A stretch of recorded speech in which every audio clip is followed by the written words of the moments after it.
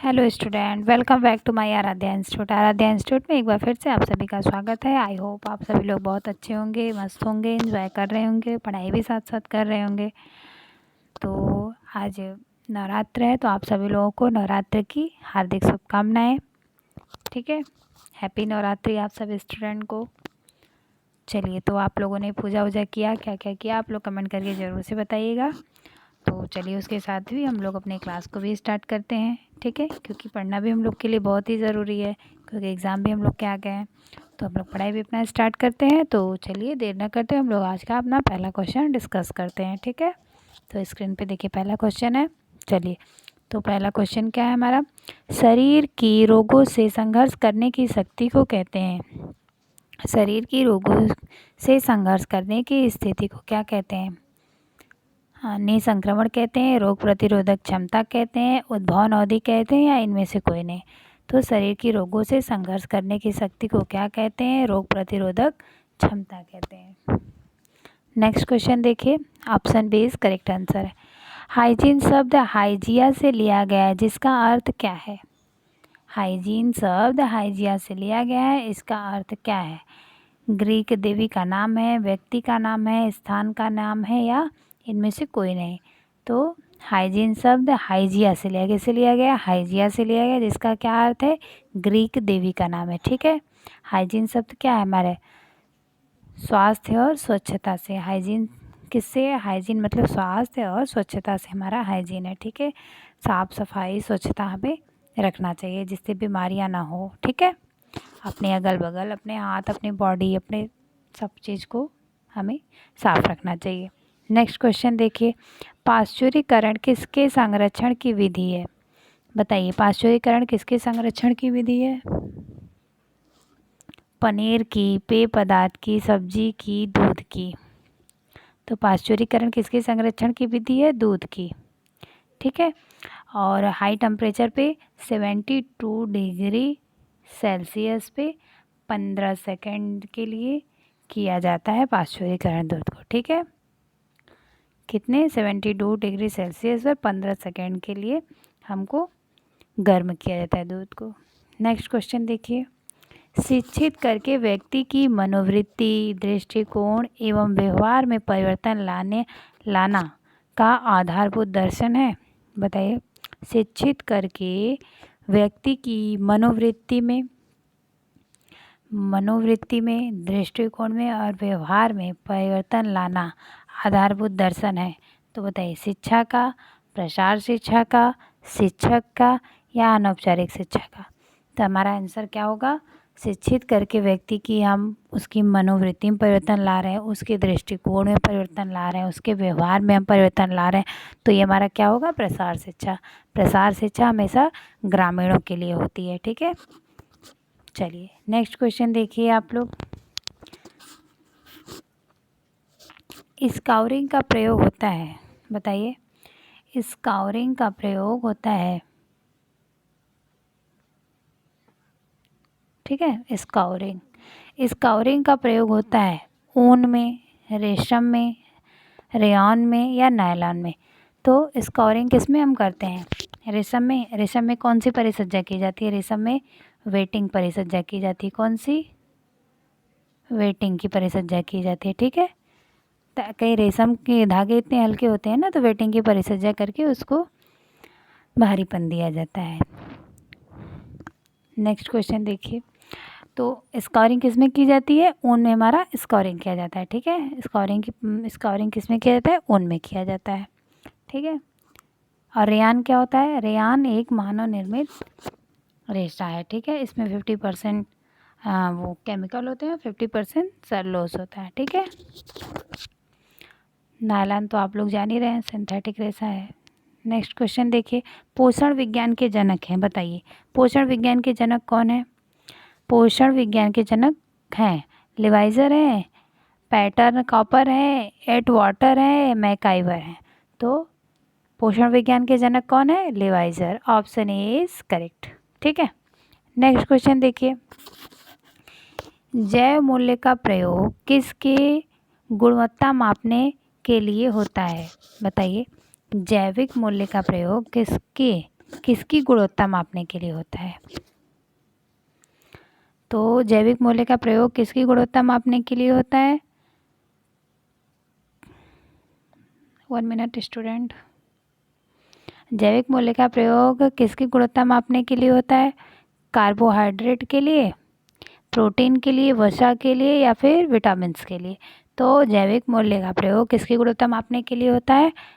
Protein के लिए। Option B is correct answer. और कार्बोहाइड्रेट से हमें कितनी कैलोरी मिलती है? कार्बोहाइड्रेट से हमें 4.1 मिलती है, और प्रोटीन से भी हमें 4.1 मिलती है, और वसा से हमें कितनी मिलती है? 9.1 कैलोरी मिलती है, और विटामिन और मिनरल से हमें कोई कैलोरी नहीं मिलती है। ठीक है, नेक्स्ट क्वेश्चन देखिए। शिशु मृत्यु दर की गणना की जाती है, बताइए। शिशु मृत्यु दर की गणना की जाती है जन्म लेने वाले प्रति 1000 शिशुओं के आधार पर, जन्म लेने वाले प्रति 100 शिशुओं के आधार पर, जन्म लेने वाले प्रति 1000 शिशुओं के आधार पर, विभिन्न रोगों के संक्रमण के आधार पर, जन्म मृत्यु संख्या के अंतर के आधार पर। तो शिशु मृत्यु दर की गणना कैसे की जाती है? तो हमारा शिशु मृत्यु दर की गणना जन्म लेने वाले प्रति 1000 शिशुओं के आधार पर की जाती है। कितने की जाती है? जन्म लेने वाले प्रति 1000 शिशुओं के आधार पे की जाती है। ठीक है, ऑप्शन बी इज करेक्ट। ठीक है, नेक्स्ट क्वेश्चन देखिए। कौन सा एक वैट रंजक है, बताइए। वैट रंजक कौन सा है? इजी क्वेश्चन है। वैट रंजक हल्दी है, नमक है, कोल तार है। कोल तार, ठीक है, कोल तार है या इंडिगो है? तो वैट रंजक हमारा कौन सा है? इंडिगो हमारा वैट रंजक है। ठीक है, option D is correct answer है। चलिए नेक्स्ट क्वेश्चन देखिए। ग्रामीण स्वास्थ्य योजना का शुभारंभ किस वर्ष किया गया? तो ग्रामीण स्वास्थ्य योजना का शुभारंभ किस वर्ष किया गया, बताइए। 1970 में, 1970 में, 1980 में, 1977 में, 2000 में? तो ग्रामीण स्वास्थ्य योजना का शुभारंभ 1977 में किया गया। ठीक है, नेक्स्ट क्वेश्चन देखिए। अंतर्राष्ट्रीय स्वास्थ्य दिवस कब मनाया जाता है? अंतर्राष्ट्रीय स्वास्थ्य दिवस कब मनाया जाता है? 7 अप्रैल को, 7 जून को, 5 जून को, 9 दिसंबर को? तो 5 जून को क्या मनाया जाता है?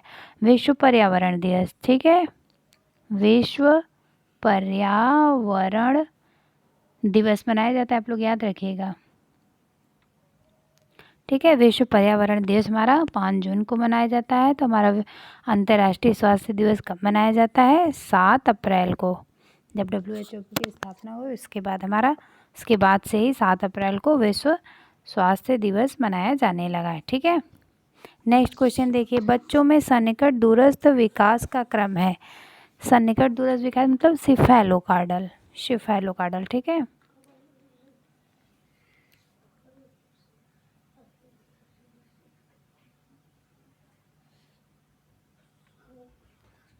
ठीक, सिफेलोकार्डल।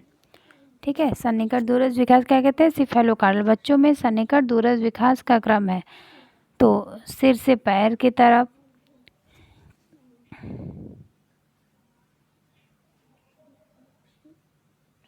ये सिर है ना, सिर से पैर की तरफ, सिर से हृदय की तरफ, सिर से हृदय की तरफ, केंद्र से परिधि की ओर, छाती से पैर की ओर। तो सिफेलोकार्डल का मतलब क्या होता है? सन्निकट दूरस्थ विकास का केंद्र।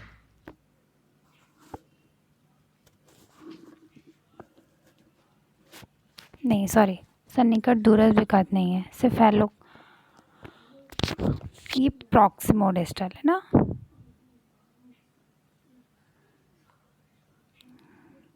One second student.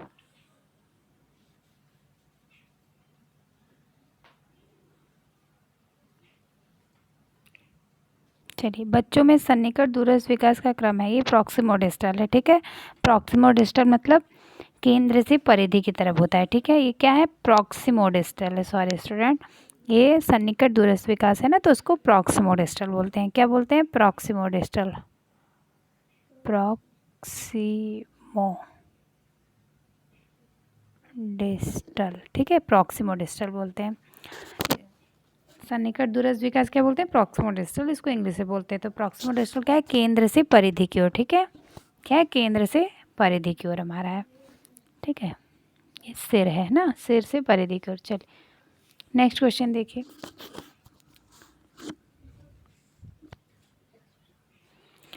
ICMR, ठीक है। क्वेश्चन नंबर 12 है ये। ICM, मैं लिख देती हूँ, ICMR NIN, ठीक है। ICMR NIN 2020 में, RDA 2020 में, RDA, ठीक है। RDA 2020 के अकॉर्डिंग पूछा गया है, आप लोग बताइएगा। ICMR नेन और 2020 के अकॉर्डिंग RDA में संदर्भित आधारित चयापचय दर भारतीय महिला एवं पुरुष का वजन बताइए आप लोग। इसमें पूछा गया है भारतीय पुरुष और महिला का वजन पूछा गया है ICMR नेन के अकॉर्डिंग RDA में 2020 के अनुसार। तो भारतीय पुरुष और महिला का वेट कितना होना चाहिए RDA के अकॉर्डिंग? तो 60 करेगा, 60 kg पुरुष और 50 kg महिला, या फिर 65 kg पुरुष और फिर 55 kg महिला, या फिर 49 kg पुरुष एवं 45 kg महिला, या इनमें से कोई नहीं। तो हमारा क्या होगा? 65 kg पुरुष एवं 55 kg महिला होनी चाहिए, ठीक है। नेक्स्ट क्वेश्चन देखिए। जठर रस में पाए जाने वाला एंजाइम है, बताइए। जठर रस में पाया जाने वाला एंजाइम है एमाइलेज, पेप्सिन, लाइपेज या ट्रिप्सिन। तो जठर रस में पाया जाने वाला एंजाइम कौन सा है? हमारा पेप्सिन। जठर रस में पाया जाने वाला एंजाइम कौन सा है? पेप्सिन। पेप्सिन क्या करता है? प्रोटीन का पाचन। प्रोटीन का पाचन कौन करता है? पेप्सिन। जिसमें ईन आता है वो क्या करता है? प्रोटीन पचाता है। जिसमें ए जाता है वो क्या करता है? कार्बोहाइड्रेट का पाचन करता है। ये आप लोग ट्रिक है, याद रखिएगा। जिसमें ईन आएगा वो प्रोटीन पचाएगा, जिसमें ए जाएगा वो कार्बोहाइड्रेट का पाचन करेगा, ठीक है। तो जठर रस में पाए जाने वाला एंजाइम कौन सा है? पेप्सिन। पेप्सिन हमारे प्रोटीन का पाचन करता है। क्वेश्चन 14 देखिए। हेपेटाइटिस किसके द्वारा फैलता है? बताइए। हेपेटाइटिस विषाणु के द्वारा फैलता है, जीवाणु के द्वारा फैलता है, फफूंद के द्वारा फैलता है, या शैवाल के द्वारा फैलता है? तो हेपेटाइटिस हमारा किसके द्वारा फैलता है? वायरस के द्वारा, ठीक है। वायरस के द्वारा फैलता है। किसके द्वारा? वायरस के द्वारा। Option A is correct. और हेपेटाइटिस कितने होते हैं? Hepatitis A, hepatitis B, hepatitis C, hepatitis D और हेपेटाइटिस ई होते हैं, ठीक है। और हेपेटाइटिस ए और बी के टीके हैं जिसे लगवाने से हमें सुरक्षा मिलती है, ठीक है। हेपेटाइटिस ई तक होते हैं। चलिए नेक्स्ट क्वेश्चन देखिए आप लोग। क्वेश्चन 15 देखिए। भूलने की अचेतन प्रक्रिया क्या कहलाती है? तो भूलने की अचेतन प्रक्रिया क्या कहलाती है? भूलने दे दिया है, देखिए आप लोग। भूलने, ठीक है। भूलने की अचेतन प्रक्रिया क्या कहलाती है? तो प्रतिगमन कहलाती है, समाहीकरण कहलाती है, दमन कहलाती है, या मानसिक कल्पना कहलाती है? तो भूलने की अचेतन प्रक्रिया हमारी क्या कहलाती है? भूलने की अचेतन प्रक्रिया हमारी क्या कहलाती है? दमन, ठीक है। क्या कहलाती है? दमन। चलिए नेक्स्ट क्वेश्चन देखिए। किस आयु में बालक प्रयत्न एवं भूल द्वारा सीखता है? बताइए। किस आयु में बालक प्रयत्न एवं भूल द्वारा सीखता है?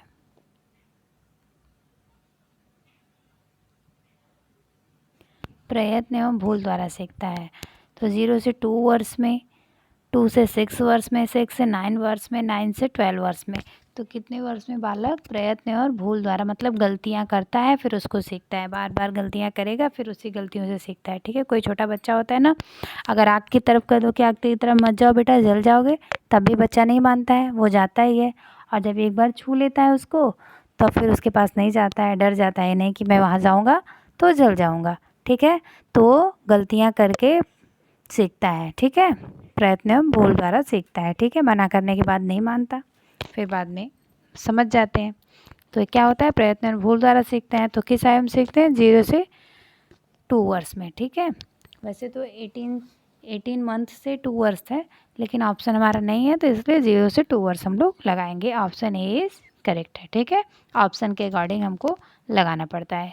चलिए नेक्स्ट क्वेश्चन देखिए, विरासत में मिली हुई आय है, तो बताइए विरासत में मिली हुई आय कौन सी है? नियमित आय है, अनियमित आय है, प्रत्यक्ष आय है या अप्रत्यक्ष आय? तो विरासत में मिली हुई आय क्या होती है? विरासत में कैसी, जैसे कि हमको अपने दादा से मिला हुआ, ठीक है, पापा से मिला हुआ आय होता है, वो क्या होती है? विरासत में। ठीक है, तो विरासत में मिली हुई आय कौन सी होती है? प्रत्यक्ष आय। कौन सी आय होती है? प्रत्यक्ष आय, जिससे हमें ज़्यादा मेहनत करने की ज़रूरत नहीं पड़ती है और वो हमें मिल जाती है, तो वो हमारी क्या होती है? प्रत्यक्ष आय होती है। ठीक है, आई होप आप लोग समझ गए होंगे। प्रत्यक्ष आय वही होता है ना जो हमें मेहनत ज़्यादा नहीं करनी होती, जिसके लिए हमें ज़्यादा परिश्रम नहीं करना होता है, वो हमें मिल जाता है, वो हमारा प्रत्यक्ष आय होता है। वो हमें दादा परदादा से हमें मिलता है विरासत में। ठीक है, दादा परदादा के न रहने पे हमें मिलता है, उसे क्या कहते हैं? विरासत में मिली हुई आय कहते हैं, और ये प्रत्यक्ष आय होता है, इसे हमें ज़्यादा मेहनत की ज़रूरत नहीं होती है। चलिए नेक्स्ट क्वेश्चन देखिए,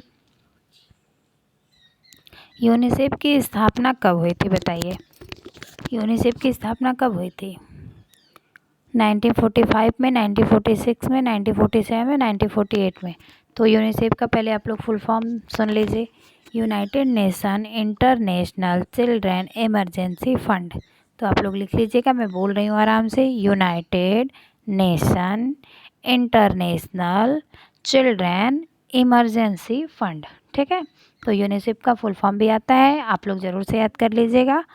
ठीक है, एक बार और रिपीट कर दूँ, United Nations International Children's Emergency Fund. Okay student, है ना? ठीक है, तो चलिए, तो यूनिसेफ की स्थापना आप बताइए कब हुई थी? यूनिसेफ की स्थापना 1946 में हुई थी। ठीक है, चलिए नेक्स्ट क्वेश्चन देखिए, प्रथम गृह विज्ञान विश्वविद्यालय की स्थापना, और आप लोग ये भी देख लीजिए, जो यूनिसेफ था 1946 में हुआ, और कब हुआ था ये भी आप लोग जान लीजिए। यूनिसेफ मतलब कि 1946 में आया था, और ये द्वितीय विश्व युद्ध के समय आया था। ठीक है, और द्वितीय विश्व युद्ध के समय आया था, और 11 दिसंबर, आप लोग ये भी याद रखिएगा, 11 दिसंबर को आया था। कब आया था? 11 दिसंबर।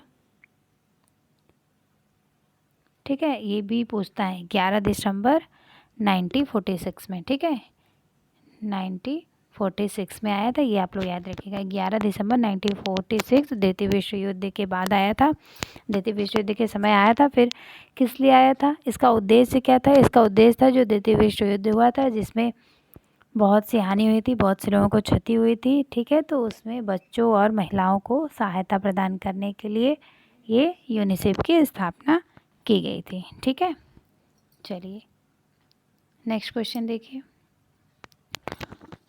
प्रथम गृह विज्ञान महाविद्यालय की स्थापना किस राज्य में हुई? बताइए, प्रथम गृह विज्ञान महाविद्यालय की स्थापना किस राज्य में हुई? प्रथम गृह विज्ञान पूछा है, प्रथम गृह विज्ञान महाविद्यालय की स्थापना किस राज्य में हुई? नई दिल्ली में हुई, उत्तर प्रदेश में हुई, पंजाब में हुई, चेन्नई में हुई? तो प्रथम गृह विज्ञान महिला विश्वविद्यालय की स्थापना नई दिल्ली में हुई। ठीक है, जैसे क्या कहते हैं? Lady Irwin college. क्या कहते हैं? Lady Irwin college, lady Irwin college. ठीक है, नेक्स्ट क्वेश्चन देखिए, जापानी पुष्प सज्जा में सो इंगित करता है? बताइए, ये सो, ठीक है, सो इंगित करता है, किसको करता है? स्वर्ग को, पृथ्वी को, मनुष्य को, या उपयुक्त में से कोई नहीं? ठीक है, तो बताइए,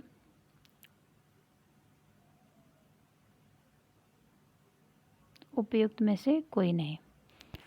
तो जापानी पुष्प सज्जा किसे इंगित करता है? सो हमारा किसको इंगित करता है? जैसे जापानी पुष्प सज्जा में ये बड़ी टहनी होती है ना, ये सबसे बड़ी टहनी हो गई, एक टहनी ये हो गई, एक टहनी ये हो गई। ठीक है, तो किसे इंगित करता है ये? सबसे बड़ी टहनी स्वर्ग को, कौन सा? स्वर्ग में हाइकी। ठीक है, हाइकी स्वर्ग को इंगित करता है, ठीक है। और सो किसको इंगित करता है? सो पृथ्वी को इंगित करता है, ठीक है। सो किसको इंगित करता है? पृथ्वी को इंगित करता है। और सो मनुष्य को इंगित करता है। ओके, 1 मिनट देखिए, आप लोग अच्छे से समझ लीजिए। चलिए, देखिए ये टहनी हो गई, ठीक है। ये ऐसे हो गया, ये ऐसे हो गया ना, ये पृथ्वी के पास आया हुआ है। तो हमारा क्या हो गया? स्वर्ग को कौन सा? हाइकी, ठीक है। हम बता दे रहे हैं आप लोग को, हाइकी स्वर्ग को इंगित करता है। शो किसको इंगित करता है? सो मनुष्य को इंगित करता है। ये ऑप्शन सी हमारा होगा। सो जो है ये सो, ठीक है। सो हमारा किसे? मनुष्य को इंगित करता है। और पृथ्वी को क्या इंगित करता है? सीन, ठीक है। पृथ्वी को क्या इंगित करता है? सीन, ओके। सीन पृथ्वी, हाइकी स्वर्ग को, ठीक है। सो मनुष्य को, सीन पृथ्वी को। अब आप लोग ऐसे याद रखिए, पहले सीन, फिर शो, फिर हाइकी। सीन, पृथ्वी नीचे है, पृथ्वी के बाद मनुष्य है, सो आ जाएगा, फिर हाइकी सबसे ऊपर, पहले सीन। अच्छा, सीन ट्रिक देखिए आप लोग, सीन कहाँ देखते हैं? पृथ्वी का ही हम लोग सीन देखते हैं, कितना अच्छा लगता है ना पृथ्वी। और सो कौन दिखाता है? मनुष्य लोग ही सो दिखाते हैं ना। और हाई मतलब सबसे ऊंचा, हाई की मतलब स्वर्ग को, ठीक है। जापानी पुष्प सज्जा में हाई की स्वर्ग को प्रदर्शित करता है। सीन किसे प्रदर्शित करता है? पृथ्वी को। सो किसे प्रदर्शित करता है? मनुष्य को। चलिए, तो नेक्स्ट क्वेश्चन देखिए, आई होप आप लोग को समझ में आए होंगे।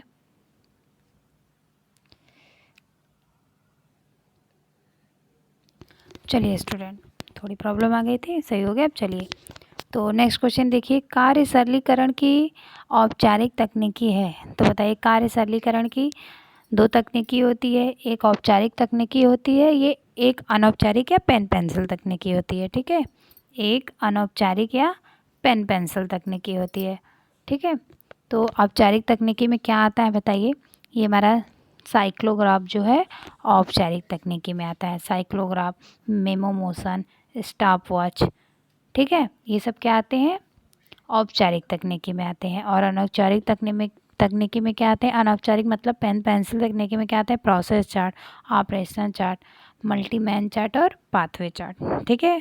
चार हैं दोनों में। कार्य सरलीकरण की 2 तकनीकी होती है, एक औपचारिक होती है, एक औपचारिक, ये तो पहला हो गया एक औपचारिक, दूसरा क्या हो गया? पेन पेंसिल, ठीक है। पेन पेंसिल तो समझ लीजिएगा आप लोग, पेन पेंसिल। औपचारिक में भी 4 आते हैं और पेन पेंसिल में भी 4 आते हैं, ठीक है। तो औपचारिक में पेन पेंसिल में क्या है? प्रोसेस चार्ट, ऑपरेशन चार्ट, एक मल्टीमैन चार्ट होता है, एक पाथवे चार्ट होता है, ठीक है। और औपचारिक में क्या होता है? Cyclograph, memo motion, stop watch, micro motion, ठीक है। तो आप लोग लिख लीजिएगा, औपचारिक में कौन सा, एक बार और बोल रहे हैं, cyclograph, stop watch, memo motion, micro motion. चलिए नेक्स्ट क्वेश्चन देखिए, वृद्धि शरीर में किस प्रकार के परिवर्तन को दर्शाती है? गुणात्मक परिवर्तन, मात्रात्मक परिवर्तन, ए और बी दोनों, या इनमें से कोई नहीं? तो वृद्धि हमारे किस परिवर्तन को दर्शाती है? मात्रात्मक, ठीक है। वृद्धि को हम माप सकते हैं, विकास को मापा नहीं जा सकता, ये गुणात्मक परिवर्तन होते हैं, ठीक है। वृद्धि जैसे हमारी लंबाई हो गई, ठीक है, लंबाई बढ़ती है तो हम लोग मेज़रमेंट कर लेते हैं ना, जिसका हम मेज़रमेंट कर सकते हैं वही वृद्धि होती है। वृद्धि एक समय के बाद रुक जाती है, ठीक है, और विकास हमारा जीवन पर्यंत चलता रहता है। चलिए, ऑप्शन बी होगा।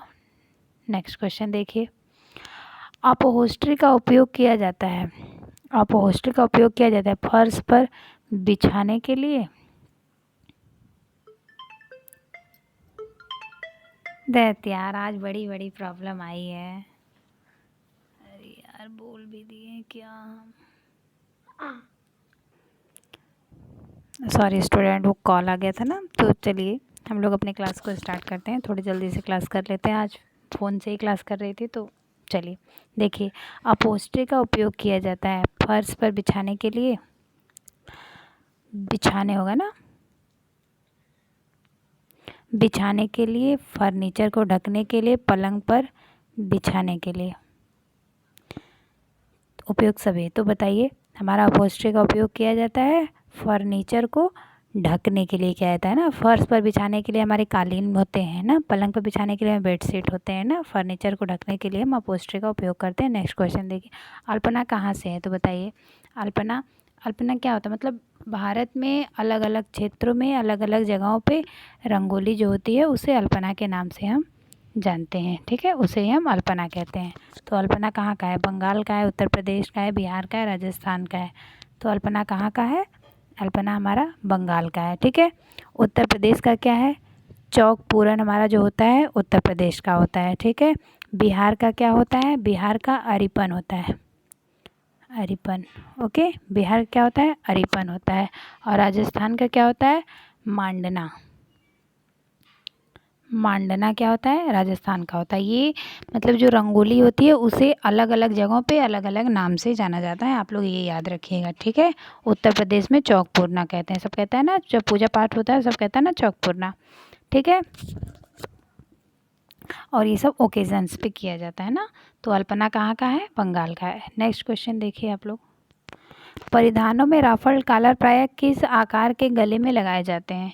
तो परिधानों में राफल कॉलर प्रायः किस आकार के गले में लगाए जाते हैं, आयताकार में, गोलाकार में, वी आकार में या यू आकार में। तो परिधान में जो राफल्ड कॉलर होते हैं वो कहाँ लगाए जाते हैं, गोलाकार गले में लगाए, कहाँ लगाए जाते हैं, गोलाकार गले में लगाए जाते हैं, ठीक है। तो चलिए आज की क्लास ख़त्म हो गई, थोड़ी प्रॉब्लम आई क्लास में, कोई नहीं, हम लोग का क्लास कंप्लीट हो गया, 25 क्वेश्चन थे, आप लोगों ने कर लिया। तो चलिए फिर क्लास कैसी लगी आप लोग कमेंट करके ज़रूर से बताइएगा।